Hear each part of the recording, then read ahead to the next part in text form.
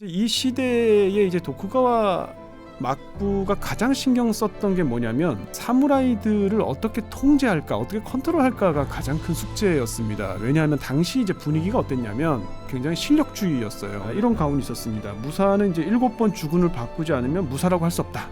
응? 사무라이는 개도 이기고 짐승도 이기고 이기는 게 장땡이다. 이기는 게 본분이다. 이런 되게 현실적이네. 굉장히 현실적이고 의리 충절 이런 거는 사실 없던 시대. 야, 그 당시 조선은 완전히 또 그거였을 텐데. 유학이 분위기가 싹 달랐네요. 두 분위기가 나라가. 달랐고 무사도 따위는 존재하지 않았다. 이 시대는 정말 이제 실력주의였고 언제든지 배신할 수 있는.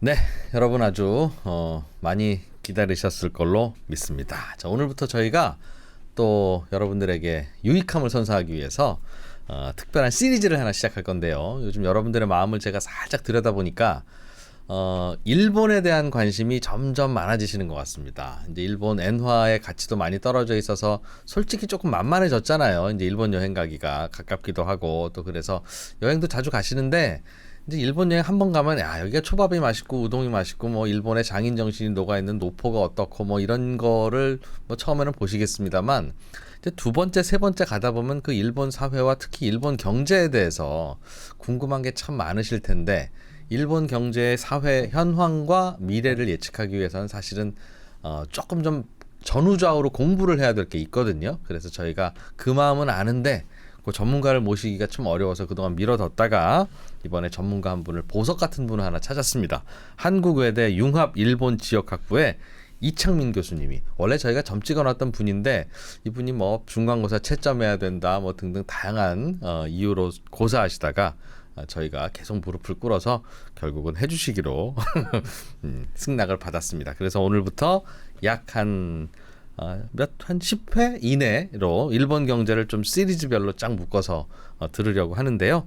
일단 첫 시간에는 그 일본 경제의 현재를 이해하기 위해서 필요한 히스토리들을 그 중에서 꼭 필요한 것, 재밌는 것만 좀 모아서 일단 첫 시간을 좀 들어보려고 합니다. 자, 어떤 분인지 궁금하실 분도 계실 것 같아서 바로 소개하죠. 한국외대의 이창민 교수님 나오셨습니다. 어서 오세요. 예, 안녕하십니까. 네. 한국외대 이창민입니다. 야, 또 이제 일본 얘기 들으려고 보니까 약간 일본인 같기도 하시다 이런 느낌도 좀 드네요. 또 그렇게 보니까 그죠? 네네. 일본 공부는 언제 학부 때부터 하셨습니까? 어떻게? 아니요, 저는 이제 학부 대학원 전부 이제 경제학을 전공했고요. 네. 이제 유학을 일본으로 가서 이제 그때부터 이제 뭐 경제학을 이제 일본에서 공부를 했는데 일본에서 한 10년 정도 이제 공부하고 일하고 살다 보니까 갔다 와서 이제 일본 관련된 일도 이렇게 하고 이렇게 저절로 됐습니다. 알게 된 경제학 전문가의 눈으로 일단 일본을 처음부터 배우기 시작한. 네, 그렇다고. 그래서 일본이 이렇구나. 네. 알겠습니다. 그래서 오늘은 일본 경제 이야기를 좀 해주세요라고 저희가 말씀드렸더니 일본 경제를 이해하려면 몇 가지 일본의 히스토리를 좀 알아야 될 게 있다. 그것부터 배우자. 그래서 그렇게 보기로 합의를 했죠 저희가. 네. 그래서 오늘은 일본 역사 중에서 현재의 일본 경제와 연결고리가 있는 그 역사적 사건들을 중심으로 맞습니다. 좀 몇 가지를 좀 배우려고 하는데 일단 어디로 거슬러 올라가 볼까요? 네, 일단 뭐 이제 일본 경제 지금의 어떤 경제 사회 시스템을 이렇게 이해하려면 이제 저는 항상 이야기하는 게 누적된 일본을 봐야 된다 이렇게 얘기를 하거든요. 왜냐하면 이제 어떤 경제 사회 시스템이 있을 때 모든 것에는 이제 이유가 그렇습니다. 있기 마련이고 그 이유를 찾아 거슬러 올라가다 보면 꽤 옛날에 한때는 이제 합리적이고 합당한 이유 때문에 만들어진 것들이 좀 있습니다. 그래서 지금까지 영향을 미치는 것들이 있고 예를 들어서 그 일본의 그 한때 지금은 조금 분위기가 바뀌었는데 혐소비 세대라는 그 이 특정 세대를 지칭하는 단어가 있었거든요. 혐소비, 소비를 싫어한다는 혐오할 때 혐을 써서. 그게 이제 한 80년대생, 90년대생들을 지칭하는 말이었는데, 근데 이 사람들이 이제 소비를 싫어한다라기보다 조금 더 정확하게 얘기하면 절약을 미덕으로 생각하는 그런 이제 윤리관을 장착한 사람들이란 네, 뜻에서 네. 혐소비 세대라고 불렀는데 이 사람들이 왜 이렇게 만들어졌을까? 소비 성향이 왜 이런 특징들을 가지게 됐을까? 이렇게 찾아보니까 예. 대충 뭐 짐작하시겠습니다만 이제 90년대에 이제 장기 저성장 시대를 거치면서 그때 다 이제 학창 시절을 보낸 사람들이에요. 어린 시절을 그때 보내다 보니까 자연스럽게 코스파라고 해서 코스트 퍼포먼스의 줄임말이거든요. 예. 우리나라 말로 하면 이제 가성비겠죠. 그래서 이제 가성비를 중시하고 뭐 이런 절약을 미덕으로 생각하는 웬만해서 쓰지 않고 네. 그러다 보니까 나중에 이제 껌도 귀찮아서 안 씻고 뭐 맥주는 써서 못 먹고 지하철은 뭐하러 차는 뭐하러 사냐 그게 지하철이 언제쯤이었어요? 있는데 그게 이제 2000년대 이제 이렇게 얘기가 이제 됐었죠. 그래서 8, 90년대생들이 그런 특징을 가진다. 근데 그거는 한 90년대까지 거슬러 올라가 보면 그 이유를 알 수가 있고 또 이제 일본 기업들 중에 은행 차입이나 이제 회사채를 거의 발행하지 않는 아예 없는 무차입 경영을 하는 회사들이 뭐 이렇게 업종이나 종류에 따라서 좀 차이가 있겠습니다만 한 20%에서 30% 되거든요. 그리고 이제 사실상 무차입 경영, 그러니까 차입은 있지만 갚으려고 하면 언제든지 갚을 수 있는 현금성 자산을 가지고 있는 기업들이 상장 기업이 한 60% 정도 됩니다. 그러니까 이게 어떻게 보면 이제 건전한 경영을 한다고 할 수도 있고 어떻게 보면 이제 국내 투자를 굉장히 꺼려하는 이런 성향이 있다고 볼 수 있는데 이 왜 기업의 체질이 이렇게 됐나?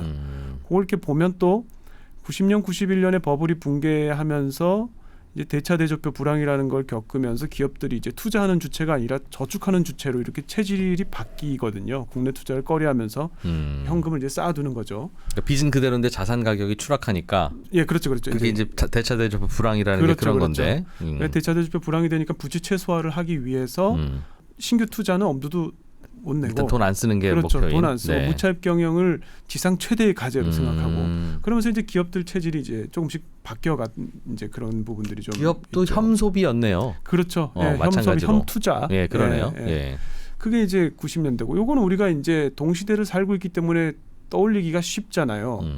근데 예를 들어서 이제 일본의 이 노동시장의 특징이라고 하는 종신고용, 네. 연공서열 임금 제도, 기업별 노조 요거 이게 3종 세트인데 네네. 요게 언제 생겼을까 생각해 보시면 네. 요거 질문하면 그 사무라이 이야기 하시는 분들 많거든요. 사무라이도 종신고용이었어요? 네, 무사도 정신이다. 왜냐하면 사무라이들이 주군한테 충절을 바치고 그 대신 이제 이 주군이 사무라이의 평생을 책임지는 이 시스템이다라고 얘기하시는 분들이 있는데 이거는 이제 새빨간 거짓말이고 요거는 언제 생겼냐면 1937년에 중일 전쟁이 발생을 하고 41년에 태평양 전쟁으로 확대가 되면서 전쟁을 이제 거치고 나서 이제 45년에 종전 이제 패전하고 나서 7년 동안 미군 정기를 겪어요. 네.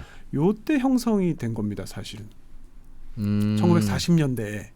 왜요? 왜 그때 생겼어요? 그거는 이제 제가 다음 시간에 왜 전쟁이란 이벤트를 치르면서 이게 왜 정착이 종신고용과 됐는지, 그렇죠. 정규직 고용과 이게 생겼는지 정착이 됐는지 이제 제가 이제 꼼꼼하게 다시 설명을 드릴 거고 여하튼 시기적으로 이제 그때 생겨서 고도 성장기를 거치면서 일본 전체 기업에 퍼져나간 거거든요. 그러니까 사실은 1940년대 이전으로 가면 굉장히 이직도 활발하고 해고도 활발하고 그것도 이제 역사적으로 거슬러 올라가 보면 뭘까? 원천이 있고 쿨한 관계의 원천도 있고 그렇죠. 그게 이제 자본주의가 처음에 수입됐을 때 그러니까 일본의 자본주의는 이제 서양에서 영국과 미국에서 가져온 거기 때문에 그 시스템을 그대로 이제 들여오면서 어떤 의미에서 보면 이제 순수한 고용과 해고가 자유로운 그런 분위기의 어떤 자본주의였죠 처음에. 사실은 노동법이라는 게 만들어지지 않으면 내버려 두면 그냥 자유로운 고용과 자유로운 해고가 되겠죠. 그렇죠. 원래 내버려 두면. 그래서 뭐 당시에 공장법도 있고 이후에 이제 45년 이후에 이제 노동법이 생기고 이렇게 되면서 이제 바뀌어간 거긴 한데 여하튼 이제 전쟁이란 이벤트를 치르면서 그런 시스템들이 지금 현대 우리가 관찰할 수 있는 일본의 어떤 특징들이 만들어진 겁니다. 그러니까 역사가 엄청나게 길진 않아요. 그러니까 현재 일본을 상징하는 그 연공서열 고용 방식은 한 80년 뭐 2차 대전 전후 종전 전후에 그 시점에 만들어진 거다. 생긴 거고. 그거 왜 그렇게 생겼는지 한 30초만 듣고 다음에 공부 열심히 하면 안 됩니까? 예. 궁금해서. 이게요. 그리고 이제 전쟁이라는 이벤트를 수행하려면 이제 정부가 이제 국가가 맨 위에 있고 피라미드식으로 이제 강제 카르텔들을 만들게 합니다. 그렇죠. 그러니까 무기도 만들어야 되고 대포는 네가 만들고 총알은 네가 만들고 그렇죠. 그렇게 하고 고철은 네가 수집해오고. 그런데 기업들이 대기업과 중소기업 하는 식으로 피라미드형으로 구성이 되고 이제 기업들은 이제 능력이 있는 노동자들을 빨리 이제 확보를 해서 일감은 넘치니까. 그렇죠. 당시에 이제 농촌에서 막 이제 비숙련 노동자들이 막 들어올 때이기 때문에 그런 이제 노동자들을 기업들이 서로 이제 입도 선매하려다 보니까 이제 그 기업에서 요구하는 특정 기술을 익힐 인재들을 빨리 확보해야 되고, 그런데 이제 그 과정에서 그 노동자가 그 특수한 기술을 익히면 다른데 전직하기가 좀 힘들어져요. 내가 총알만 만들어가지고 저 대포에서 어떻게 가? 네, 쉽게 설명하면 그렇습니다. 그래서 그것들이 이제 빠르게 이어지면서 이제 기업들의 이제 빠른 노동자 확보와 특정 이제 우리가 그걸 특수한 투자를 한다고 하는데 관계 특수한 투자를 하면서 이제 형성이 되고 그게 이제 나중에 고도 성장이 되면 물건 만들기 아주 적합해요. 아주 고품질의 물건을 만드는 데 있어서 어떤 사람들이 특정한 기술을 몸에 익혀서 수십 년 동안 그 작업만 하는 거에 굉장히 유리한 시스템입니다. 그게. 그래서 이제 전시에 동원해서 너는 고철만 수집해라 하면 그럼 나는 이걸 계속 당신이 나를 고용할 거냐? 그렇죠. 그러면 그런 질문이 올 수 있고. 보장을 해줘야 되잖아요. 근데 이제 재밌는 게 서류를 작성하진 않아요.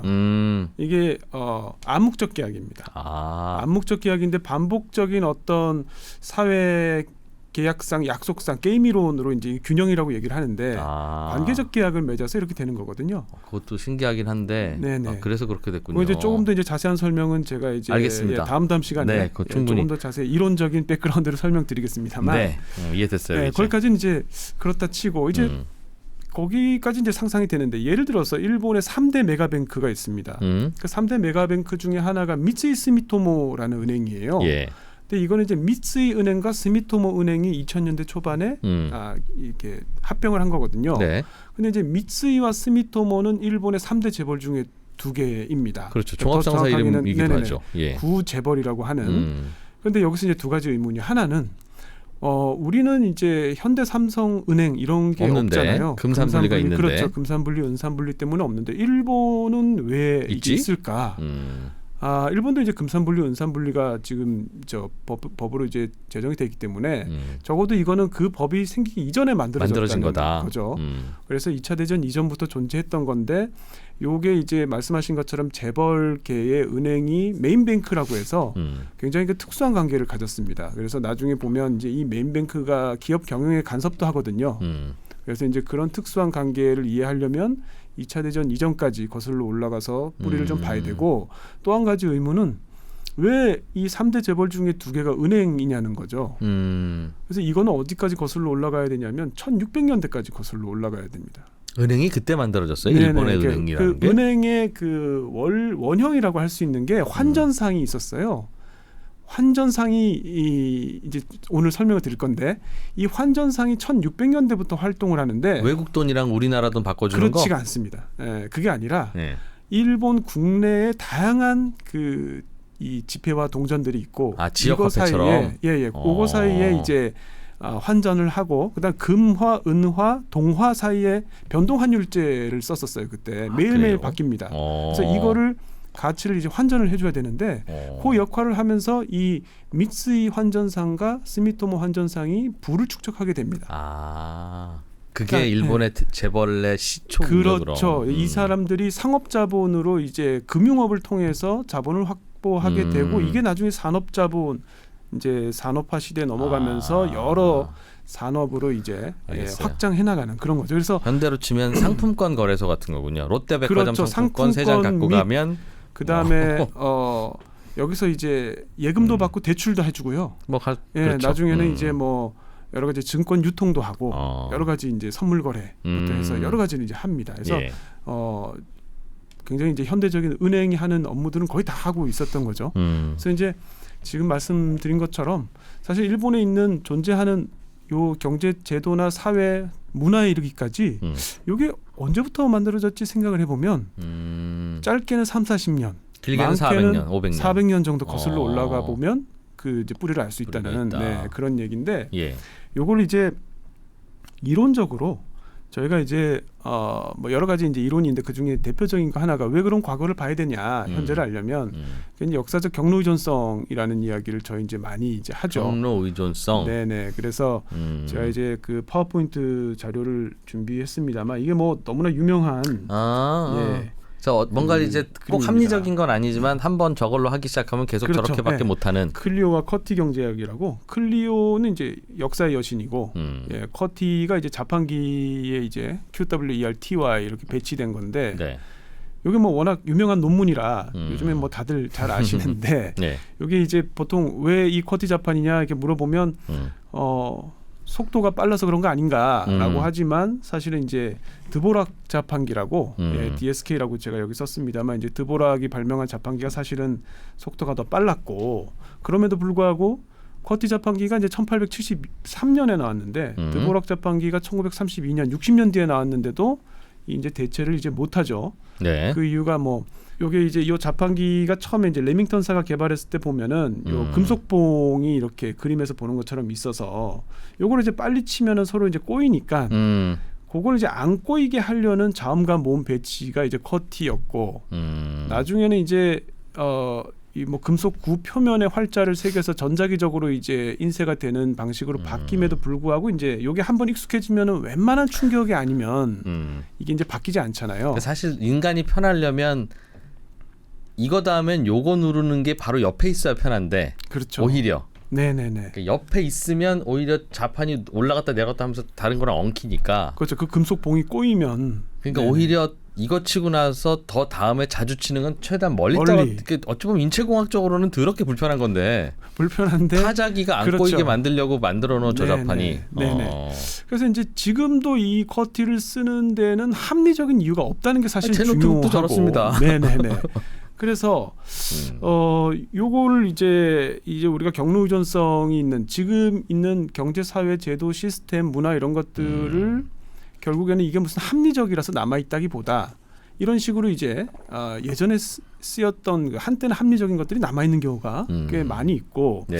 일본 사례를 하나 이제 들면은 일본에 이제 특히 이제 칸사이 지역의 서쪽 지역에 이제 지방에 가 보면 요런 집들이 좀 많이 있어요. 아, 집이 1층, 2층이 1층, 2층인데 이제 보면 입구가 굉장히 좁고 네. 안이 길면서 들어가면서 부엌, 거실, 정원 뭐 이렇게 있거든요. 오, 깊다 집이. 네네네. 요게 이제 어떤 극단적인 경우에는 이제 가로 2m, 세로 30m짜리 집도 있습니다. 이제 독특하죠. 이제 상점도 가정집도 이런 데가 있고 이제 상점이 보통 이런 데가 많은데 왜 이런 게 있을까? 굉장히 쓰기에 비효율적인데 이게 이제 거슬러 올라가 보면 이 에도 시대 때 이제 근세 시대에 세금 때문에 이렇게 된 거거든요. 그러니까 세금이 왜요? 근데 근세는 이제 농업 경제 시대니까 쌀로 세금을 내는데 예. 농민들 같은 경우는 이제 토지의 크기와 풍흉의 정도에 따라서 세금이 이제 어느 정도 내야 될지 이제 명확하게 파악이 되는 상대적으로 반면에 상인들은 사실 이걸 포착하기가 좀 어려웠어요. 네가 돈 얼마나 벌었는지 우리가 잘 모른다. 매출을 알기도 어렵고 정보의 비대칭성이 굉장히 심하기 때문에 이 점포의 크기 그 중에서도 이제 앞에 요 길이로 이제 세금을 이제 매겼습니다. 이걸 이제 마구치세라고 해서 그렇다 보니까 상인들이 여기는 이제 좁게 하고 점점 이제 뒤로 이렇게 이제 길어지는 거죠. 가게가. 근데 요걸 이제 재건축을 할 때 현대 들어와서 요 동네를 전부 다 싹 다 갈아엎으면 이런 게 없어질 텐데 그 집이 이제 하나씩 이제 할 때마다 하다 보니 요 토지 모양이 그대로 남아 있는 곳이 많아요. 그래가지고 어떻게 합칠 수가 없었군요. 네네. 지금도 보면 그래서 이렇게 이제 위로만 올리니까 2층짜리 집인데 이렇게 길쭉한 길고 이런 집들이 있어서 요게 이제 경로 의존성 중에 하나겠네요. 꼭 저기 효율적인 게 지금은 아닌데. 절대 효율적이진 않죠. 그래서 이런 사례인데 제가 이제 일본의 이제 자본주의가 역사가 한 150년 정도 됐습니다. 그래서 이제 보통 1868년에 명치유신이라고 많이 알고 있잖아요. 명치유신 때부터 지금까지 한 150년 정도 역사를 이제 일본 자본주의 역사라고 하는데 오늘 그 첫 시간은 그보다 약간 좀 더 거슬러 올라가서 그 명치유신 이전의 시기로 좀 대략 서기로 치면 몇 년쯤입니까? 1603년 정도부터 시작하려고 1603년. 합니다. 네. 임진왜란 직후 정도겠네요. 그렇죠. 이게 왜냐 임진왜란에도 관련이 있는 게 일본 역사를 아주 짧게 이제 좀 말씀드리면 전국 시대라고 막 각 지역의 무사들이 이제 서로 이합집산해서 막 전쟁을 하는 그 전란이 있고 그거를 이제 통일을 한 게 오다 노부나가, 도요토미 히데요시, 이제 도쿠가와 이에야스 이렇게 세 명을 거치면서 일본이 이제 통일이 되잖아요.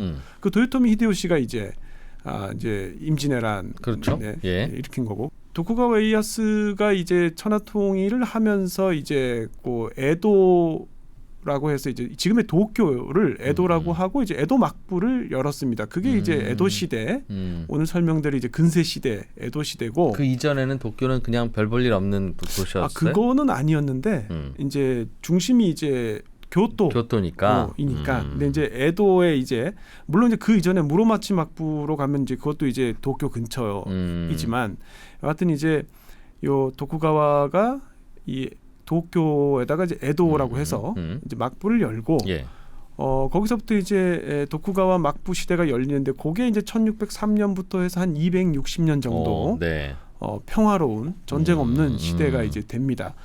도쿄 지금은 이제 도쿄가 이제 에도가 있고 도쿠가와 가문이 이제 쇼군이 되는 거죠. 쇼군이 돼서 실질적으로 일본을 다스리는 거고. 그냥 왕이죠, 우리로 치면.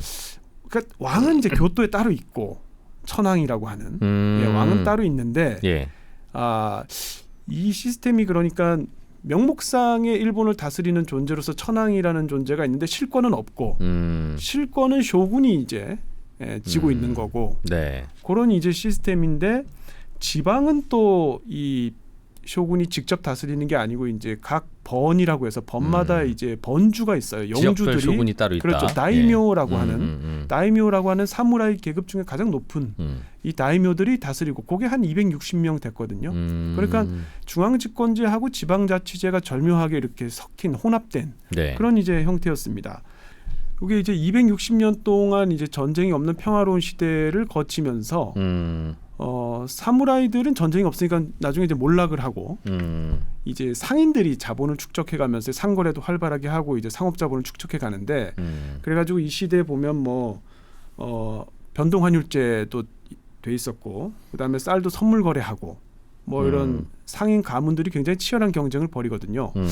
근데 이제 이 시대에 이제 도쿠가와 막부가 가장 신경 썼던 게 뭐냐면 이 사무라이들을 어떻게 통제할까, 어떻게 컨트롤할까가 가장 큰 숙제였습니다. 왜냐하면 당시 이제 분위기가 어땠냐면 이 우리가 이제 무시도라고 알고 있는 거는 나중에 등장한 개념이고 이 당시는 굉장히 실력주의였어요. 그래서 뭐 하극상과 반란이 일상다반사였던 시대이기 때문에 이 도쿠가와가 이제 사무라이들이 이제 보면 어떤 집의 가문은 이제 가훈을 보면 이런 가훈이 있었습니다. 무사는 이제 7번 주군을 바꾸지 않으면 무사라고 할 수 없다. 그러니까 이제 자신을 평가해주는 주군을 찾아서 막 이렇게 떠돌아다니면서 이제 정말 자기를 알아주는 가치를 알아주는 주군. 이 얘기는 뭐 얼마든지 자신이 현재 주군을 배신할 수 있다는 얘기죠. 이직 횟수가 경쟁력이다. 그렇죠. 그 다음에 또 어떤 사무라이의 가훈은 또 이런 게 있었어요. 뭐 사무라이는 개도 이기고 짐승도 이기고 이기는 게 장땡이다. 이기는 게 본분이다. 이런 되게 현실적이네. 굉장히 현실적이고 뭐 그러니까 이런 의리 충절 이런 거는 사실 없던 시대입니다. 야, 그 당시 조선은 완전히 또 그거였을 텐데. 유학이 분위기가 싹 달랐네요. 두 분위기가 나라가. 달랐고 그래서 제가 이제 예를 들어서 이런 걸 주장하시는 분도 있어요. 이게 이제 요로이 카부토라고 그 전국 시대에 보면 이 투구 갑옷인데 이게 보면 굉장히 크고 화려하잖아요. 투구가 과연 전쟁하는데 이게 도움이 될까? 오히려 이제 도움이 안 될 텐데 이게 이제 주군이 멀리서 봤을 때 열심히 싸우고 있구나 라는 걸 광고하는 그 목적이었어요. 끝나고 이제 농공 행상할 때 유리하게 하는. 그러니까 이제 이런 이제 연구가 있습니다. 근데 이거에 대해서는 이제 반박하는 분들도 많은데 물론 이제 이게 이제 주류 학설은 아니고 요거를 이제 경제학계에서 요걸 주장하시는 분이 있어요. 그래서 제가 이제 말씀드리고 싶은 거는 무사도 따위는 존재하지 않았다. 이 시대에는 정말 이제 실력주의였고 언제든지 배신할 수 있는 이런 비슷한 얘기 그런 거 들었잖아요. 저 뭐죠? 우리 저 와우 아파트라고 이제 삼공화국 때 열심히 아파트 네네네. 짓다가 무너진 네네. 아파트가 있는데 그 아파트가 저기 저 인왕산 위쪽에 뭐 그렇게 지어졌었대요. 산 위에. 그래서 안 그래도 그때 건축 기술이 별로 좋지도 않았을 텐데 왜 산 위에다 지어서 저 모양을 만들었을까? 그래서 나중에 알아봤더니 그 당시에 서울시장이 야 아파트를 지으려면 청와대에서 잘 보이는 데다 지어야 뭐라도 하는 게 티가 나지 이 친구들아. 진짜 산 위에 지어 바로 저 각하가 보시기 좋게. 그랬다고. 일리가 있네요. 예. 그래서 하여튼 뭐 이 사무라이들이 이제 반란을 어떻게 진압하고 이거 컨트롤할까를 굉장히 이제 도쿠가와마부는 이 260년 동안 오로지 그거 하나만 생각하면서 컨트롤만 생각했던 정권이에요. 그렇죠. 모든 왕조가 사실은 반란 막는 게 가장 네네네. 큰 걱정이죠. 그래서 이제 이 도쿠가와가 처음에 이제 자기와 함께 천하를 도모했던 자기 편에서 같이 싸웠던 이 다이묘들은 이제 한 23명 되는데 개국공신이죠. 심판 다이묘라고 해가지고 에도 근처에 가장 그 영양가 높은 땅을 줍니다. 땅을 주고 그 다음에 이제 중간에 항복한 다이묘들, 이 사람들은 이제 그 후다이 다이묘라고 한 145명 되는데 그 에도에서 조금 떨어진 곳에 땅을 주고 끝까지 저항하다가 마지막에 어쩔 수 없이 항복한 이제 다이묘들이 이제 노자마 다이묘라고 한 97명 되는데 이 사람들 제일 그 에도에서 멀리 떨어진 곳에 땅을 줘요. 네, 그래서 이제 이 지도를 한번 보시면 그 파란색 점이 이제 에도인데 에도에서 가까운데 여기 노란 데는 이제 막부가 직할 하는 데고 빨간 데가 이제 심판 다이묘하고 후다이 다이묘 이제 이 반란할 가능성이 적은 이 다이묘들이고 초록색이 이제 반란할 것 같은 맨 마지막에 항복한 이 사람들에게 이제 배분한 땅이었습니다. 그래서 이렇게 이제 다이묘들한테 땅을 배분을 하고 그러면 이제 지방의 이 번주인 다이묘들이 세금을 이제 거둘 수 있는 권한이 있었어요. 그래서 이제 농민들이 세금을 쌀로 내는데 그때는 이제 그 중앙 정부에 내는 게 아니고 지방 정부에 이제 번주한테 영주한테 이제 세금을 내는데 요거를 이제 고쿠다카라는 단위를 썼습니다. 그러니까 이제 생산성, 토지 생산성의 단위인데 우리나라 말로 하면 이제 한석 두석 할 때 그 석인데 1고쿠다카가 쌀 한 150kg 정도 되거든요. 그러니까 이제 성인 남성 한 명이 1년 동안 먹을 수 있는 분량을 보통 1고쿠다카라고 했는데 우리로치만 2가만이 되네요. 네네 그렇죠. 그래서 예를 들어서 이제 10만 고쿠다카를 하사받았다라고 하면 영민 10만 명 정도를 부양할 수 있는 토지 생산성의 토지를 이제 받은 겁니다. 근데 대충 요 영주들이 번주들이 10만 고쿠다카 넘는 사람은 거의 없었습니다. 대략 그 정도. 그 정도였고 더 많으면 반란이 일으킬 수 있고. 그래서 뭐 50만 고쿠다카 넘는 사람 저 다이묘도 몇 명 있긴 했는데 굉장히 드물었고. 이 다이묘들한테 또 뭘 했냐면 이 사람들이 이제 세금을 걷어서 안 보이는 데서 이제 뭐 군사도 키우고 외국에서 무기도 사오고 이러면 안 되잖아요. 그 요걸 다 쓰게 해야 되겠다라고 생각을 해서 상킨 코타이라는 걸 했습니다. 그게 뭐예요? 상킨 코타이가 뭐냐면 1년은 자기 영지에서 살고 1년은 에도에 와서 살아야 돼요. 번갈아서. 전셋집 얻어서? 아니 집이 2개 있는 거예요. 왜냐하면 그 에도에 자기의 그 정실 부인하고 그 자식들은 또 거기에 살아야 됩니다. 그러니까 인질이죠. 그러면 평소에는 기러기네요. 그렇죠. 1년 동안 기러기를 하고 또 1년은 와서 또 같이 살고 번갈아서 사는 겁니다.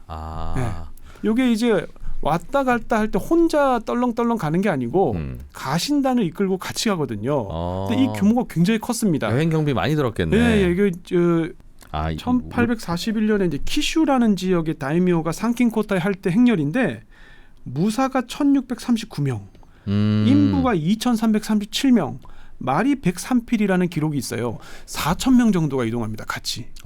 그런데 아까 제가 260명 정도의 다이묘가 있고 1년씩 번갈아서 사니까 에도에는 항상 이제 130명 정도의 다이묘가 사는데 그러니까 이동하는 사람이 4,000명 곱하기 130 이 그룹이 매년 움직이는 거예요. 아니 혼자 왔다 갔다 하면 양쪽에 집도 있고 가족도 있는데 왜 저렇게 많이 데리고 다녀요? 그게 이 쇼군 도쿠가와의 작전인 거죠. 돈을 다 쓰게 하는 거예요.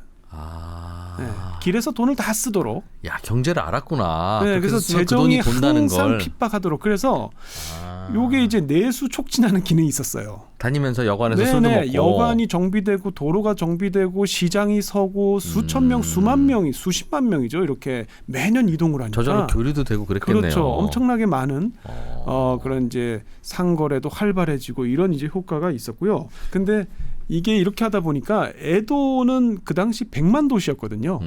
근데 이게 엄청나게 큰 게 그 당시에 파리가 런던이 80만 도시고 파리가 60만 도시였어요. 그러니까 에도가 굉장히 컸고 이 100만 도시의 대부분이 절반이 무사고 절반이 수공업자랑 상인인데 생산 계급인 농민이 없잖아요. 네. 다 소비해야 되는 사람들. 다 그러니까 100만 엄청난 소비 도시입니다. 내수로 짱짱한. 네. 그래도 오면 특산품 갖고 오고 갈 그렇죠. 때는 기념품 사 갖고 가고 그랬겠죠. 엄청나게 소비하는 이제 내수 도시. 거기서는 또 처음 만나는 사람들도 많았을 테니까 그렇죠. 또 사랑도 싹트고 그럼 또 연애 초기에 돈 많이 쓰니까. 네네. 알겠습니다. 어떤 분위기였는지. 그런 이제 에도가 흥미진진했겠구나 아주. 에도가 그런 분위기였습니다. 이게 저도 개인적으로 교수님 그게 우리나라가 어디에서 그렇게 이웃나라 일본하고 그렇게 차이가 벌어지기 시작했을까? 그런 생각을 개인적으로 그냥 궁금했어요. 궁금하면서 공부는 안 하고 3프로TV가 뭐 좀 해주겠지라는 생각을 하고 있었는데 오늘 얘기를 얼핏 들으니 특히 이제 그 지방의 영주들이 서울에서 왔다 갔다 하는 저 대규모 이게 우리나라에서는 없었던 함부로 이게 군사를 일으켜서 오면 괜히 혼나는 시절이었잖아요. 우리나라는. 네. 너 반란이야? 뭐 이런데. 근데 일본은 그걸 이제 일부러 돌려가면서 경제를 살려나갔다는 게 저기서부터 뭔가 좀 벌어졌나 보다 하는 막연한 느낌은 듭니다. 일단 시간 관계상 오늘은 여기까지 일단 듣고 다음에는 요 말씀하신 그 산킨 코타이 네네. 그게 이제 실제로 일본 경제에 어떤 영향을 미쳤고 요게 이제 일본의 현재 재벌 대기업을 탄생시키는 어떤 그 계기가 됐는지 그 얘기는 저희도 좀 장사를 해야 되니까요. 지금 다 들려드리면 이제 또 그러시니까 여기서 살짝 끊고 2부로 넘어가서 저희가 그 이야기도 좀 이어가 보겠습니다. 잠시 후에 2부에서 또 한번 좀 해주세요. 네네. 네. 약 오르시죠? 여러분 2부로 저희는 다시 돌아오겠습니다.